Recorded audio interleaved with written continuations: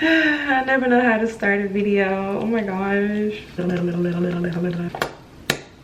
Why have I recorded this 3 times? Brittany, get it together. Hey y'all, welcome back to my channel. I'm back with another video. If this is your first time here, my name is Brittany. Hey, how you doing? Nice to meet you. And if you're part of the squad, part of the gang, welcome back, baby. Per usual, you can tell from the title, you need to watch this video before you marry somebody in the military. And if you're already married to someone in the military, I'm hoping that you can gain some value from what I have to say. This video is for my new or soon to be military spouses. I'm not just your most seasoned spouse. I've only been married for 3 years, but I guarantee you in these 3 years, I have learned and observed so much, and I'm just trying to pass it on to y'all because nobody told me. Okay, couple disclaimers before I get started. There are some things I'm gonna say that maybe you can agree with, maybe you can't agree with, and that's 100% okay. And I will also say that obviously I'm speaking 100% from my personal experience. So if I talk about things that you haven't experienced yourself or that you've never seen since you've been a military spouse, then like, okay, like I'm speaking from my experience. Okay, say it with me. Brittany is speaking from her experience,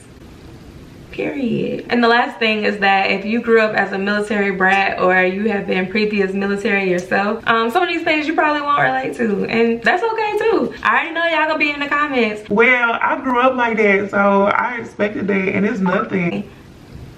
but I'm speaking from a complete civilian standpoint. I didn't grow up as a military brat, and I've never served in the military. So as someone who is just coming into it from 100% civilian traditional lifestyle into this military lifestyle, it is very, very different than what I'm accustomed to. And that's okay too, right? Okay, so we're here, as long as we're here. So we don't need nobody getting their panties in a bunch, okay? Everybody good? Check your panties. Are they in a bunch? No? Then let's go. So you already know, get you a snack, get you a drink, and we gonna talk, okay? The first thing they didn't tell me about becoming a military spouse is that you're going to move. Wait for it. A lot.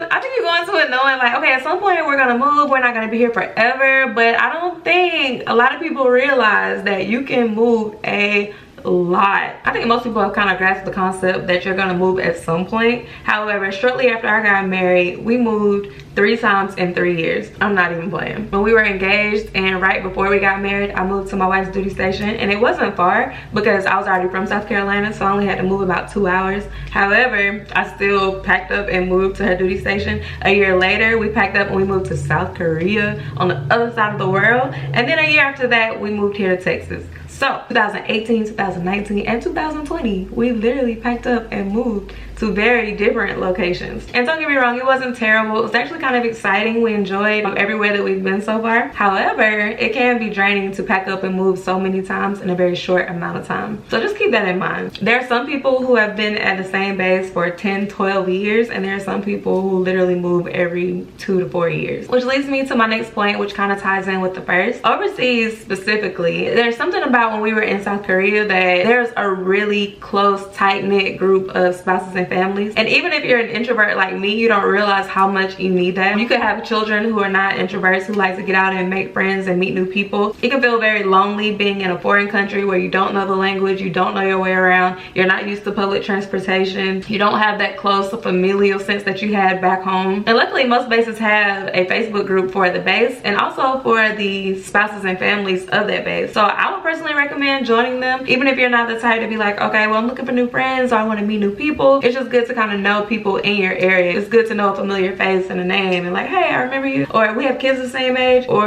we're interested in the same thing. So definitely take advantage of that. If you watch my old videos, you know that I had to homeschool my kids for the very first time. And when I got there, I realized there was an entire homeschool co-op for parents and children that were homeschooling in South Korea that I would not have known about had I not done the research myself. Definitely utilize those resources. And yes, Facebook is a resource. You'll be surprised how much information you could gain just from a Facebook group. Even if you don't want to get into the catty drama stuff, which I personally stay away from, there's still a lot of useful information and very nice people in those groups that can actually help you or steer you in the right direction direction when you're just not sure which way to go. The next thing no one told me about being a military wife is, girl, get you some gowns. Yes, dresses, ball gowns, honey. And I'm no stranger to a ball gown because your girl, way back in her day, you know, Grandma Brittany went to like 5 proms. I was in a cotillion. In college, I was in a fraternity pageant. Like, I've always worn, you know, gowns and dresses, but I never thought in my adult life I would ever need a ball gown. I mean, here and there maybe, but not as often as I've seen myself having to get completely glammed and dolled up. There have been so many military events where you have to get super formal. I'm talking like Air Force Ball, my wife's senior NCO induction ceremony, Christmas parties. Yes, some of them are formal. Certain graduations, you name it. There's always going to be a chance for you to get dressed up and dolled up at least 1 to 2 times a year. So you're going to want to look cute, and it's just really fun to kind of just get dolled up and dressed up and go dancing for the evening like they do in the movies, honey. Another thing they didn't tell me about becoming a military spouse is that a lot of aspects of military life, especially like in social circles, is very much like high school. Now calm down, I don't mean this necessarily in a bad way, but high school is the only thing that I can think of where there were certain cliques and groups and hierarchies within social circles. When you go around the cafeteria, you have the jocks, the cheerleaders, that was me, the drama club, the band, the chess club, which, you know, also me, the cool kids, the not so cool kids, the mean girls, and yes, they still exist to this day. They didn't go nowhere, they just got older. Typically, people gravitate to those who are similar to them or have common interests. So I feel like in this military lifestyle, it's not much different. There's various branches, there's different ranks, there's NCOs, senior NCOs, airmen, different career fields, different bases. There's high-ranking people, there's low-ranking people, and there's so much emphasis placed on rank and where you fall in that hierarchy. So even though you yourself aren't in the military, a lot of people kind of classify you by who you're married to. And I've always thought that was kind of odd. You know, those girls in high school don't want to be cool by association, and they were like, well, my boyfriend's a senior. And then you got another girl that's like, well, my boyfriend's the quarterback of the football team. And it's like, at the end of the day, who cares? Like, you don't play football, like, so, like, who cares? Well, like I said earlier, those girls grew up, sort of. And now they say things like, well, my husband's an officer. Or they say shit like, well, my husband's an E9. Meanwhile, I be like, girl, oh my god, like, don't do that. Like, that's just not cute. Personally, that's never been me, but I've seen with my own eyes, and I've also heard stories about people who are just very much into the military lifestyle so much that they try to identify with it, even though they're not in the military themselves. And to me, that's just weird chick energy. Like, I don't be here for it. Which brings me to my next point that kind of ties in with the last one. A lot of these events, the conversation will revolve around, so what does your wife do? What's her career field? What's her rank? Da da da da da. And I be like, why? She probably outrank your little husband if we being real. Y'all, I'm totally kidding. I'm so not kidding. But I'm like, who asked that? Y'all live here talking ranks and career fields, and I'm over here like, okay, but who do your lashes though? Where you get your nails done at? Who is the best pediatrician that take TRICARE? I am not one of them. It is levels to this, and I'm not on that level. Not saying that mine is higher or lower. I'm just saying, like, it's just certain things that your girl don't care about. Okay, so this one's kind of silly. However, no one told me, and yes, my wife should have told me, and she did not. She need a whipping. But another thing they don't tell you is that if you're at certain ceremonies, when certain people walk into the room, like, everyone stands up. And obviously they're in uniform, so they stand at attention. But here you are in your little sundress, and you just sit here watching, chilling, and then they introduce someone, and everyone like stands up, and you like, do I stand up too? Is that weird? Like, am I supposed to? Or is it more weird if I don't stand up? Like,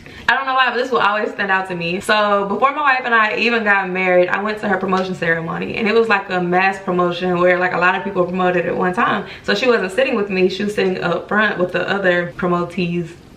And we were in this auditorium, and so they introduced some people, and everyone just like stood up and they just like snapped to attention, and I'm just like,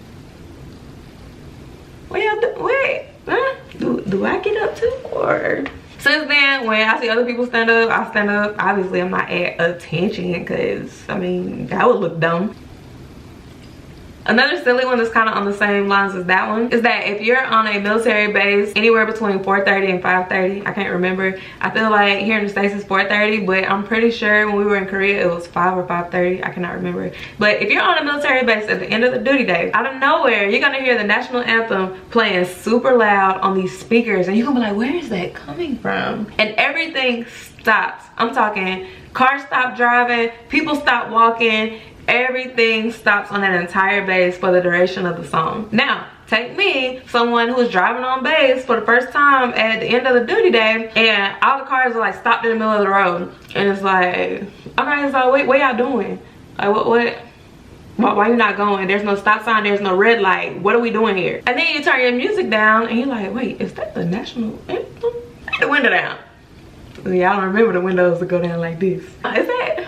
Okay, so I guess we chilling, and you know, the song goes off and everyone keeps going. The same as if you're outside the car. You can be in a parking lot, you can be on the sidewalk. When that song starts, everyone stops and they freeze for the entire song. Once again, here you are just walking down the street, little civilian breathing, just like and then you hear the national anthem start, and then, you know, everyone stops and you don't even realize it because maybe you got your AirPods in, maybe, you know what I'm saying, you're looking at your phone, and then you just happen to look up and you're the only person walking and the entire world is still at that moment, and it's just like, it's real awkward. Like, I don't even want to get into it, but just know if you're on the bus between 4:30 and 5:30 and you hear the national anthem playing, everybody just stop walking, stop driving, stop walking, stop talking, all that. You just be still until it's over, and then you resume with what you were doing. I don't want to keep y'all too long, so the last thing that I will say is that keep in mind that the only constant is change. Anything that can change will change. I don't care if it is soft orders, hard orders, PCS, whatever it is, if it can change, it's gonna change. Perfect example, we're not even supposed to be in Texas right now. Well, technically, I guess we're exactly where we're supposed to be in the grand scheme of life, you know what I'm saying? Everything works out for a reason. However, as far as military orders go, we're supposed to be in Japan right now, not in Texas. Literally supposed to be on the beach somewhere with a Mai Tai in Okinawa, living it up. Oh shit, that chair is tricky.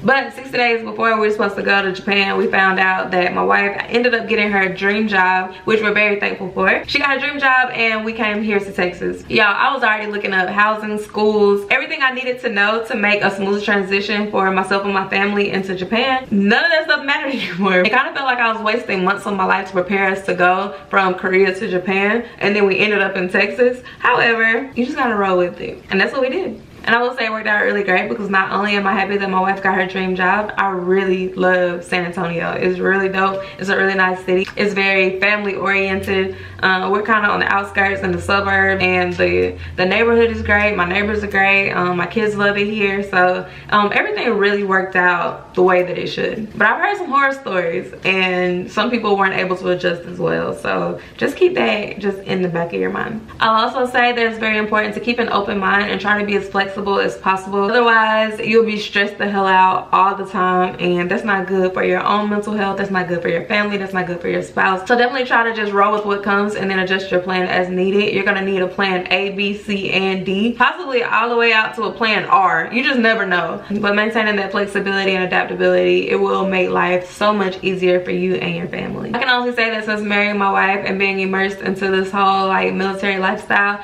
that it has forced me to kind of get out of my shell a lot and kind of step outside of my box and get to know new people. I've always been hashtag team no new friends. I have my select group of friends that I've known since college or before, and like that's enough for me. I keep my circles extremely small, but I can honestly say that in these last 3 years I have met women who have become very good friends of mine, and they literally live all over the world. One of my dearest friends, she actually came from Korea as well, and she lives in San Antonio, which is super dope. Hey T. I've made friends since I've been here, and I legit have friends that live in different countries all over the world, which is kind of dope. As much as I love San Antonio, as much as I love our neighborhood, I love our home, I love our neighbors, I still know that this is not our forever home, and we only have at this point less than 2 years left here. This was a 3-year assignment, so you know in 2023 we're gonna be out once again, and we'll have to say goodbye, but it'll be on to our next adventure, which is kind of cool. So whether you've been married for 1 month, 1 year, 10 years, 20 years, like I said in the beginning of the video, I hope you found some value in it, and if you didn't,